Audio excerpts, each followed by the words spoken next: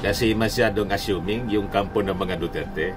Parang sila na yung pinakang pribilehiyong tao sa mundo. In reconciling with the Dutertes, he should first bring former President Rodrigo Duterte home. Kung gusto niya ng reconciliation, pabalikin niya muna si Tatay Digong kasi siya naman po ang dapat kausapin ng dating Pangulo. Siya mismo yung nagsabi. Pinagsabihan pa nga niya si Bato nung panahon, huwag ka niyang mag-alala. Ako ang harap sa kanila kasi ako naman ang nag-utos sa inyo. Ako naman nag-utos sa iyo. Huwag kang matakot. So, napagkatapang na nga. Napikon pa nga si Yossi Castro, pero nakangiti siya. Pero alata na napipikon na siya doon sa isang reporter. Yung taga Net25. Paulit-ulitan niya.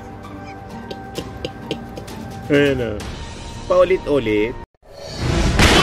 Nagpapagang mga balita at pagtalakay sa mga isyu ng lipunan. Bulsa!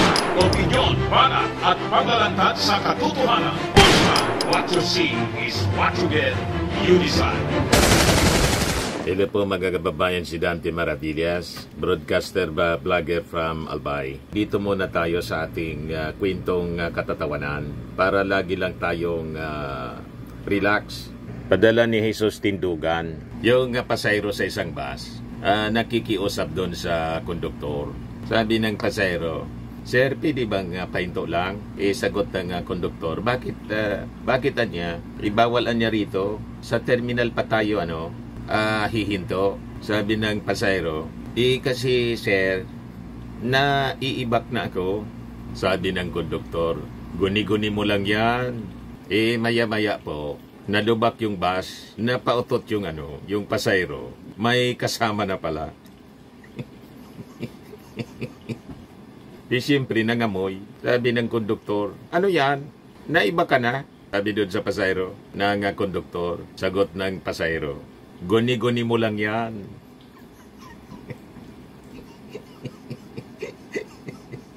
Amanos. Tinabla mga kababayan ng pasayro yung konduktor. Nangamoy. Yung utot may kasama na. Guni-guni mo lang niya yan. Anyway, matik na po, 200 pesos. Padala ka ng GCash number mo po. Kasama ka na rin sa raffle draw. Pag nabunot sa monthly raffle draw, yung pangalan po ninyo, 5,000 pesos yung cash prize. Pag hindi nabunot, kasali ka pa rin. Qualified ka pa rin sa grand draw, 10,000 pesos na yung cash prize. Okay po, so balikan natin yung ating kwento. Kasi masyadong assuming yung kampo ng mga Duterte. Parang sila na yung pinakang pribilehiyong tao sa mundo. Sabi nga natin, wala kayo sa posisyon para mag-demand. Buti nga yung ating Pangulong Bongbong Marcos gustong makipag-reconcile sa kanya mga political nemesis. Pero hindi nangangulugan na dahil gusto niyang makipag-reconcile, kalilimutan na niya yung accountability ng mga tao tulad po ni Digong, ni Sara, na may pananagutan po sa batas. May public accountability. And sabi dito ni Bongo, Senator Bongo says if President Ferdinand Marcos Jr. is sincere in reconciling with the Dutertes, he should first bring former President Rodrigo Duterte home. Kung gusto niya ng reconciliation, pabalikin niya muna si Tatay Digong kasi siya naman po ang dapat kausapin. Ano naman kung ayaw ninyo makipag-reconcile? May mawawala ba sa ating Pangulong Bongbong Marcos? Kahit hindi kayo makipag-reconcile, Bongo, si Sara hindi makipag-reconcile kasi unang-una, sabi nga ng political analyst na si Ronald Llamas, sa paniwala ko niya, sa pag-uugali ng mga Duterte, hindi yun makikipag-bati. Sabi ni Llamas. Yan sabi ni Llamas. Seryoso ba yung reconciliation na yan? Tanong ng Philippine Star reporter mga kababayan. Tingin ko niya ay kinakalculate pa ng Duterte camp. Seryoso ba ito? Pero from my vantage point, medyo mahirap. Sabi ni Ronald Llamas, knowing the Duterte, hindi na makikipagbati yon. Medyo mahirap. Hindi ko alam kung anong i-offer ng gobyerno sa mga Duterte dahil yung ICC, wala silang magagawa dyan. Hindi na makakabalik si Digong. You see, mga kababayan, tama si Ronald Llamas. Awak na ng ICC po. Wala na doon impluensya yung ating Pangulong Bongbong Marcos. Kasi unang-una, ang nag-file mga kababayan ng asunto, mga pribadong complainants, magakalabas lang po si Digong doon sa ICC detention facility kung ma-acquit siya. Kung hindi siya ma-acquit, mga kababayan, after trial na sa estimate po ng mga legal experts, it will last for 7 to 8 years. Tulad ng nangyari kay Laila de Lima, inabot ng 7 years before na nakalabas si de Lima kasi may na yung kaso. Yung kaso kasi laban sa kanya na pinail ng gobyerno ni Digong, gawa-gawa man lang pala. Napaniwala tayo. So kung ano yung ginawa niya kay de Lima, yun din ang nangyari sa kanya. Kaya sabi nga natin, wala sa posisyon si Bongo para magdemand ng ganun. Unang-una po, ginusto ni Digong po, hindi nga natin maintindihan kung bakit ganito ang mga sinasabi ni Bongo at saka ni Bato de la Rosa. Lahat ng mga kakampi nila, si Harry Roque, si Sara Duterte, ginusto ito ng dating Pangulo. Siya mismo yun nagsabi. Pinagsabihan pa nga niya si Bato nung panahon, wag ka niyang mag-alala. Ako ang harap sa kanila kasi ako naman ang nag-utos sa inyo. Ako naman nag-utos sa iyo. Huwag kang matakot. So napakatapang na nga dating Pangulong Digong. Kayang-kaya niya to. At siya mismo yung nagsabi. Under oath, mga kababayan, ang sabihin niya, pakinggan ninyo. Ang former president ba ay willing na mag-cooperate sa investigation sa ICC? Kaugnay dito? Quadcom ICC, investigation po. I'm asking the ICC to hurry up, and if possible they can come here and start the investigation tomorrow. This issue has been left hanging for so many years. Matagal, ma'am, baka mamatay na ako, hindi na nila ako maimbestiga. So I'm asking the ICC through you na pagpunta na sila dito bukas, umpisahan na nila ang investigation. And if I am found guilty, I will go to prison and rot there for all time. Malinaw po. Ready si Digong na mabulok all his life. So, hindi natin maintindihan kung bakit yung mga supporters niya masyadong nag-aalala. Yung mismong persona, yung mismong akusado, si Digong mismo, hindi nag-aalala. Masarap ang buhay doon ni Digong, mga kababayan, nagkakapagluto siya. Fully air condition, may may library. Maganda yung pagtrato sa kanya. Yung kulungan po, parang nasa hotel lang, mga kababayan. You see? Whereas, sabi nga natin, dapat ang concern kayo, yung hustisya para sa mga na-AJ case. At ito naman po na pag-AJK niya, aminado naman po siya. Sinabi mismo recorded, mga kababayan ng mainstream media. Mula mismo sa bibig. Marami niya kung kasalanan. Itong mga korupsyon niyang ito, wala. Ang kasalanan ko niya, yung AJK. Kaya sabi ng mga legal experts, ang pinakang malakas niyang ebidensya laban sa dating Pangulong Digong, yung mga admission niya mismo.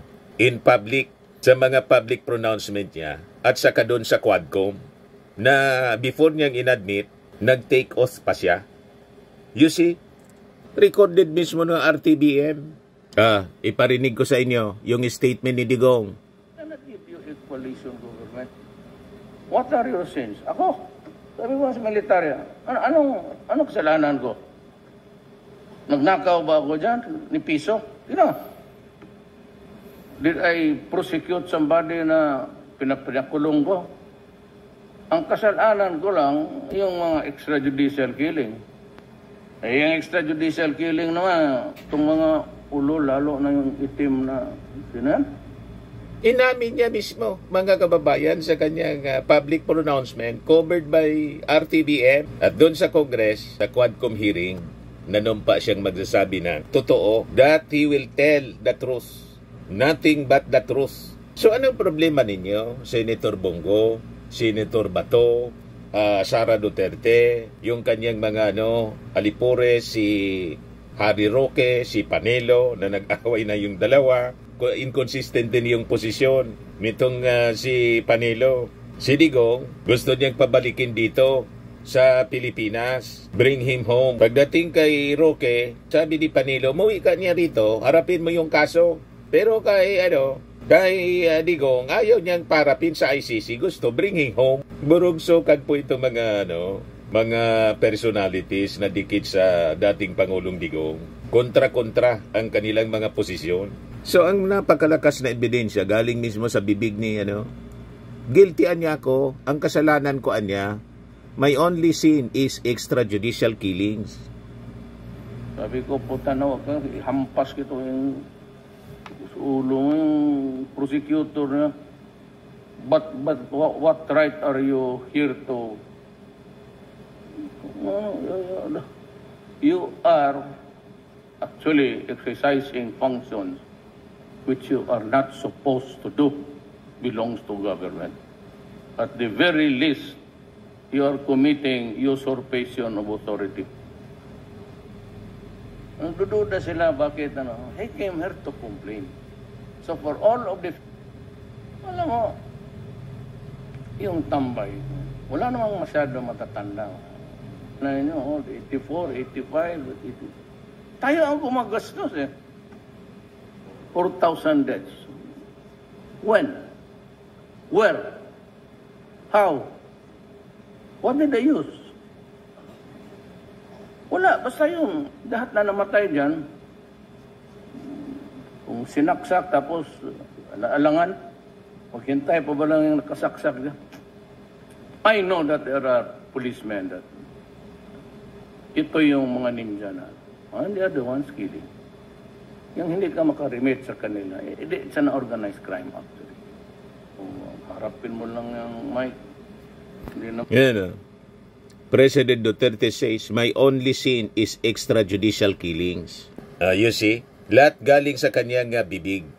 Inadmit niya mismo yung kanyang mga kasalanan. So, ano pa ang problema ninyo, Senator Bongo? Tapos, sasabihin ninyo, makikipag-reconcile lang kung sincero ang offer ng ating Pangulo daw, pabalikin dito si Digong. Bakit naman papabalikin dito na ginusto nga ni Digong? Siya pa yung naghamon sa Congress. Punta na niya kayo rito, bukas mismo. Sabi kanina po ni Yossi Castro, yung panawagan niya for reconciliation ng ating Pangulo won't come at the expense of accountability. Ayan napikon pa nga si Yossi Castro, pero nakangiti siya habang pero alata na napipikon na siya doon sa isang reporter, yung taga Net25. Paulit-ulit niya. Paulit-ulit. Claire Castro on Giorno's question about Marcos drug test. Galing sa Net25 po yung reporter. Alam namin ninyo yung alliance ng Net25, pag-ari ng Iglesia ni Cristo. Kaya ang kulit po, paulit-ulit. Sinabi na po ni Yossi Castro, unang-unaan niya, yung pulburon video, deklarado na fake, pero makulit pa rin. Pakinggan natin mga kababayan yung press con kanina, yung press briefing. Morning po. Yung dun lang po sa reconciliation na nabanggit ni Pangulong Bongbong Marcos sa kanyang podcast, while maraming nag-welcome on this offer of the President, yung ibang political analysts believes that while unity is important, reconciliation should still be grounded on principles like truth, accountability, and respect for institutions. So parang how does Malacanang respond to concern that reconciliation may come at the expense of accountability? Lalo na po, for example, naharap din si Vice President Duterte sa impeachment trial. Tandaan po natin, wag po tayo mag-focus doon sa sinasabing open for reconciliation para lamang sa mga Duterte. Maliwanag po ang sinabi ng Pangulo sa lahat ng tao na maaaring hindi kapareho ng kanyang paniniwala o ng prinsipyo o ng polisiya. Mas maganda kung lahat ng tao ay makakasundo niya para po sa taumbayan, para magkaroon na po ng tuloy-tuloy na pagtatrabaho para sa bansa. So wag nating isentro ang open for reconciliation sa mga Duterte. Hindi po gagawin ng Pangulo na lumabag sa batas para lamang sa isang reconciliation. Follow up lang po, Yusek. Siguro po, parang it's an open for all. Pero yung sabi naman po ng mga kaalyado ni dating Pangulong Duterte like Harry Roque and Panelo saying that reconciliation is only possible if the President takes steps to bring former President Rodrigo Duterte back to the country. Ito po ba ay anong response po ng Malacanang dito sa comment nila? Tandaan po natin, hindi po magpapahawak sa leeg at hindi po magpapadikta ang Pangulo sa mali. Hindi po tatalikuran at babaliktarin ng Pangulo ang batas para lamang pagsilibihan ang personal na interes ng iilan. Malinaw na, Senator Bato, Senator Bongo, Panelo at saka si Harry Roque, hindi ipagpapalit po ng ating Pangulo sa reconciliation yung pananagutan, not at the expense of accountability. Kaya nga sabi ng ating Pangulong Bongbong Marcos doon sa podcast, ang tanongin ni Katonying tungkol sa impeachment, nasa Senado na niya yan. Hayaan natin yung proseso. You see, di ba yun malinaw sa inyo? Ibig sabihin, habang hindi niya pinoporso yung impeachment, kaya lang po, na-impeach na po si Sara ng Kongreso at yung bola nandun na po sa Senado. Alam nga naman, dahil sa offer niyang reconciliation, sasabihin ng ating Pangulo sa Senado, wag na ninyong ituloy. I-withdraw na ninyo. Ibasura na ninyo. Wala ng trial. That is unconstitutional. Hindi pwedeng mangialam dyan yung ating Pangulo kasi that is part of the powers. Yung impeachment po, exclusive power ng Senado. Yung trial po, yung impeachment ng Congress at yung trial ng Senado. Napaka-imposible ng mga dinidiman ninyo, lalo na yung kaso sa ICC na wala man kinalaman doon mga kababayan, yung ating Pangulong Bongbong Marcos, yung ICC hindi sakop ng ating gobyerno.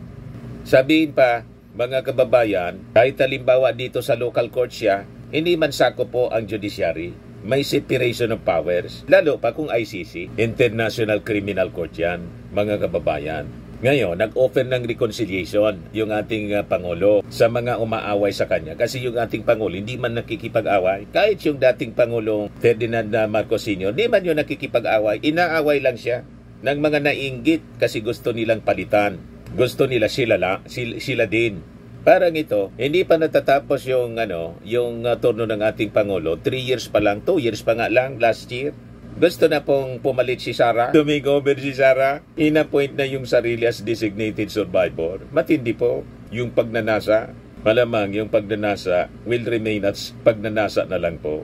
You see? So, makipag-reconcile kayo, hindi. Basta nag-offer yung ating Pangulo. Bala kayo kung tatanggapin ninyo. Kung hindi, wala kaming paki. Ayaw ninyo makipagkasundo. Di ba? Hindi pwedeng isakritisyo po ng ating Pangulo ang kapakanan or ipagpapalit ang rule of law dahil sa pakikisama o pakikipagkaibigan.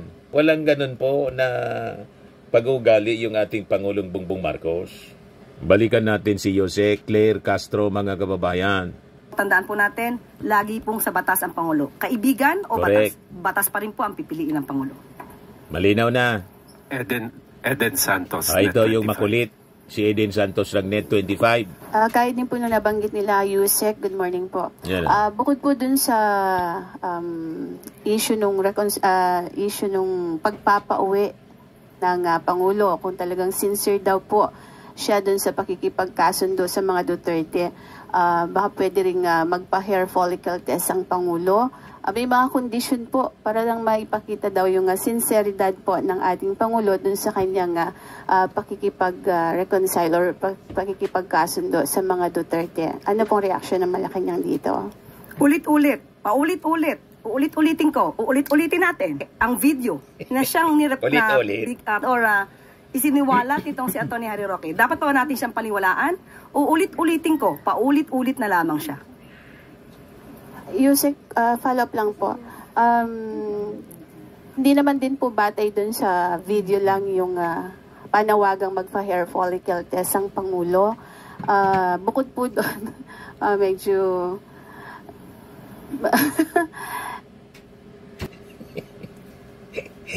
Dapat nitong si Eden Santos, bumalik sa eskwelahan, papag-aralin uli, maturuan ng kanilang mga, maturuan ng profesor po sa journalism, na pag nagtatanong po, huwag pa ulit-ulit, nakakaya, na ipaliwanag na. Ulit-ulit, hindi natin maintindihan kung bakit nakapasok ito dyan sa Palasyo Malacanang bilang member ng Malacanang Press Corps. Anyway, balikan natin si Jose Castro. Paulit-ulit po ulit? Hair follicle test po ulit? Ayan po. Paulit-ulitan niya, hindi pa na makalata. Nang ibig sabihin ni Jose Castro, okay na, huwag pa ulit-ulit. Nasagot na natin, sayang ang oras. Ulit-ulit again na, ulit-ulit pa. Net25, padala naman kayo ng medyo maayos na reporter. Hindi pa malata yung sinasabi ni Jose Castro? Sa tingin nyo ba, meron silang karapatang magbigay ng kondisyon kapalit nung sinasabi po ng Pangulo natin na para makipagkasundo. Ang kasundo po ay para sa taong bayan, hindi para sa personal na interes ng iba. Correct. Alalahanin po natin, maliwanag, uulit-ulitin ko ang sinabi ng Pangulo, sa lahat ng tao, gusto niya pong makipagkasundo para magkaroon ng stability, magampanan ang dapat magampanan at hindi madiskaril ang trabaho ng gobyerno. Ayaw po niya ng away. So, ang awayan na to, ang siya nagpapabagal sa trabaho ng gobyerno dahil puro paninira. Puro fake news na natatanggap ng Pangulo. So, ang pakikipagkasundo sa lahat, hindi lamang para sa mga Duterte, ay tama lang po na gawain ng Pangulo bilang ama ng bansa. Magsasakripisyo na siya kahit siya na po yung sinisiraan. Kahit siya na po yung binibigyan na maling kwento at binibigyan at ginagawa ng peke na video. Yan po ang dapat na gawin talaga ng isang ama ng bansa. Pagkatapos, pinapalabas pa ng kampo ng mga Duterte, si Sara, si Digong, yung mga alipuris niya, pinipersecute sila ng gobyerno. Paano kayo ipipersecute ng weak leader? Di ba strong leader kayo? Ayan ang pinapangalandakan ninyo. Paano ipipersecute ang isang maisog na leader? Tulad ni Digong, tulad ni Sara. Binabaliktad ninyo Pa-victim, mga kababayan. Sila yung nambiktima. Unang-una doon sa inadmit mismo ni Digong na ang may only sins niya yung extrajudicial killings. Ang biktima po rito, yung mga mamamayang Filipino, lumalabas ngayon sa mga kwento nila, lalo pag pinakinggan mo si Bato de la Rosa, sila na yung biktima, sila na yung pinipersecute. Sabi ng ating mga legal luminaries, hindi niya ito persecution, this is prosecution. Kahit si Yussi Castro, sinabi niya yan ng mga nakaraang press briefing. Walang persecution na nangyayari. This is prosecution. Bakit may prosecution?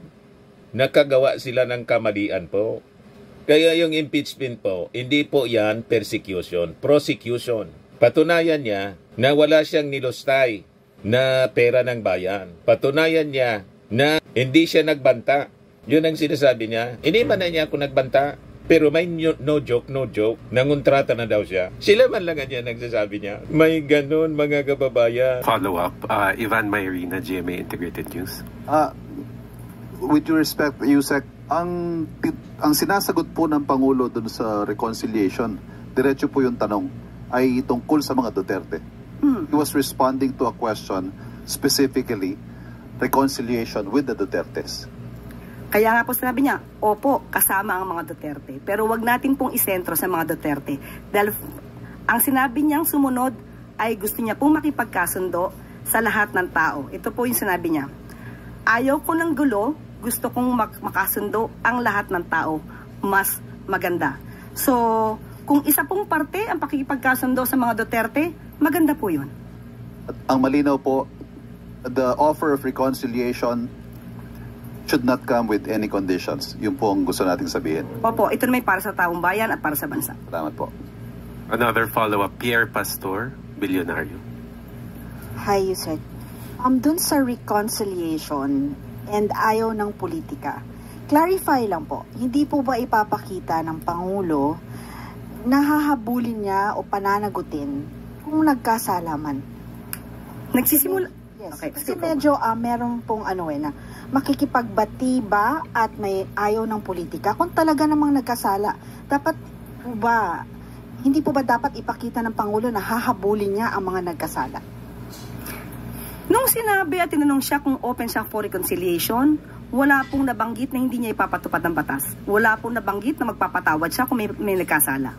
So ang reconciliation lamang po ay para hindi na magkaroon ng gulo. At para magkaroon nga po ng stability at matupad niya ang kanyang mga pangako sa bayan. Thank you.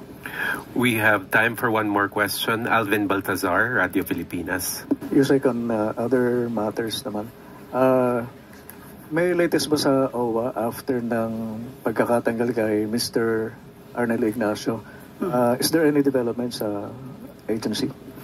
Opo, sinabi po natin na si former OWA Administrator Arnel Ignacio, hindi po siya nag-resign. siya po ay tinanggal. Dahil sa mga anomalyang nabanggit na po ito ni Secretary Hans Kakdak.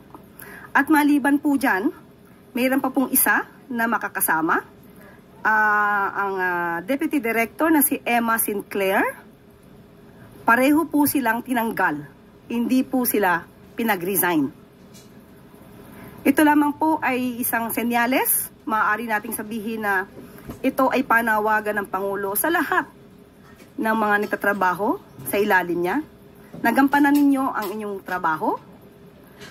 Huwag tanggalin ang pangluloko o lokohan sa inyong pagtatrabaho dahil hindi po mangingimang Pangulong tanggalin kayo sa pwesto.